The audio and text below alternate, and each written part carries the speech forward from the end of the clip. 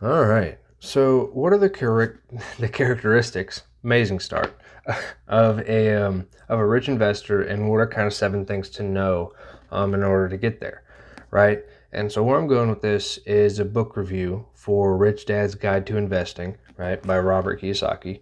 This is the cover, at least of the version I have. His books like these tend to have lots of different covers and editions. But for this one, the first edition was published in 1998 for kind of retrospect. Or for We'll see if I could talk today. But anyways, so why should you even read this book? So no one really cares about your life or money more than you do, right? No advisor you pay, no anything, right? At the end of the day, it's not really they have other clients. Their life isn't on the line necessarily. So there's that.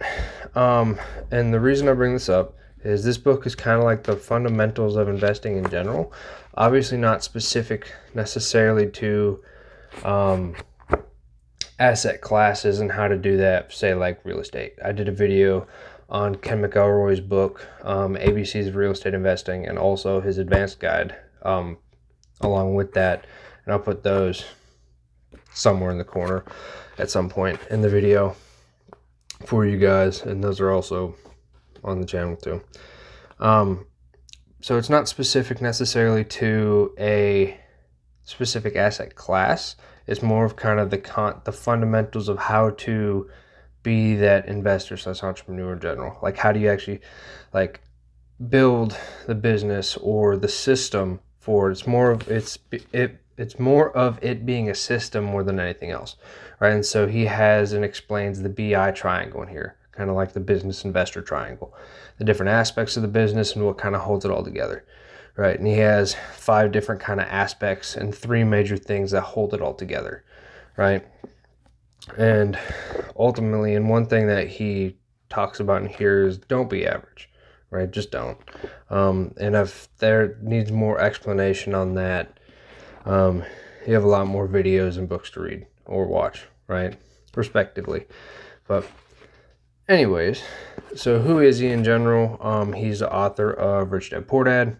He also has the Cash Flow Games. He's known for kind of being a major entrepreneur, and mostly in real estate, at least from my understanding. But he does plenty of other things too, like in energy, and he's known for his education company, the Rich Dad Company and that sort of thing. Don't know if that's actually what it's called, but like richdad.com, that sort of thing, right? So what are you going to find specifically in this book? So he has 10 investor controls that can reduce risk and increase profit. He talks kind of like how are you going to kind of define risk and what to look for and that sort of thing. He has 5 different phases of Rich Dad's plan and guide, from having no money to investing with a lot of money, right? And that's kind of his own words in that way. He also has different tax laws for different investors, depending on what you're investing in, that sort of thing. He talks a little bit about that. Again, this is not going to be like, as you can tell, it's not that big. So you're not going to find every little thing under the sun in each one of these categories. It's kind of like the fundamentals on how to think about these sorts of things. And so kind of like general plans, general and like investor controls, what things do you need, what characteristics do you need to have to be a certain type of investor? And he breaks that down into ways that you might not necessarily think are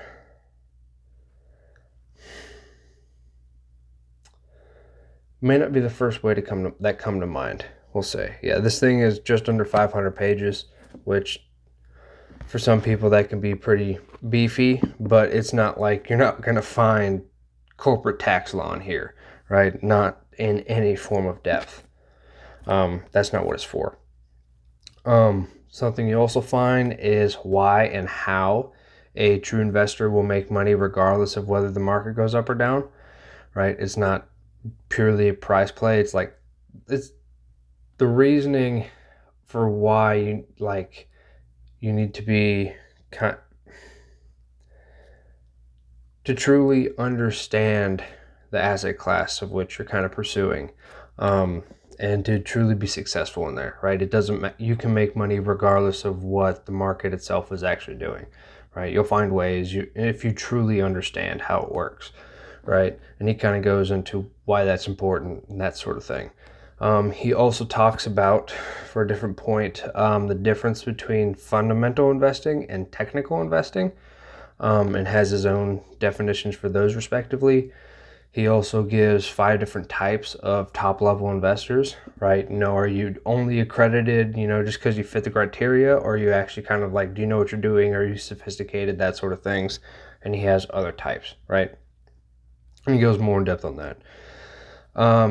Also, he gives the difference between not having enough money and having too much money, not just for and he goes, by saying that, it might sound weird for most people, but when you read the book and you kind of understand where he's going with that, it makes a lot more sense. So it's like everything, you're always going to have problems. You're just kind of changing the types of problems you have. That's kind of, there's problems with not having enough money, and there's problems with having too much money, right? And they just kind of scale as you gain more, right? Things to keep in mind. One thing he says, so characteristics in general of, like what he says, the rich investor, basically this type of person, they take risks, they focus, increase good debt, and he defines that. They know how to increase expenses to make them richer, right? How to spend more money in such a way that it makes them richer, right? It creates jobs, and they work less and less to make more and more money, right? Those are kind of the characteristics of a rich investor, or at least as he defines, right? And finally, he goes in depth in the BNI triangle, or the BI triangle, right? And basically is creating a strong system of systems, right, in order to function at that level. And so, like, different systems that he has is product, legal, systems in general, communications, and cash flow. And all those kind of fit together into like the different characteristics of the business itself, whether that be the investment or creating your own business. And then the 3 things that kind of hold it all together, like the 3 sides of the triangle, are the team that you have, leadership, and the mission for the business in general, or your purpose for making the investment, whatever the case may be, right? And so that's kind of a very quick overview of what you can expect to find in this book, especially when it's like about 5. Oh, I should probably say this, but he's got lots of checklists. He gives little ratios and stuff that's important to understand, like operating leverage, gross margin percentage, financial leverage, and things like, and goes into little like statistics you should know, like return on equity, current ratio, debt to equity ratio, that sort of thing.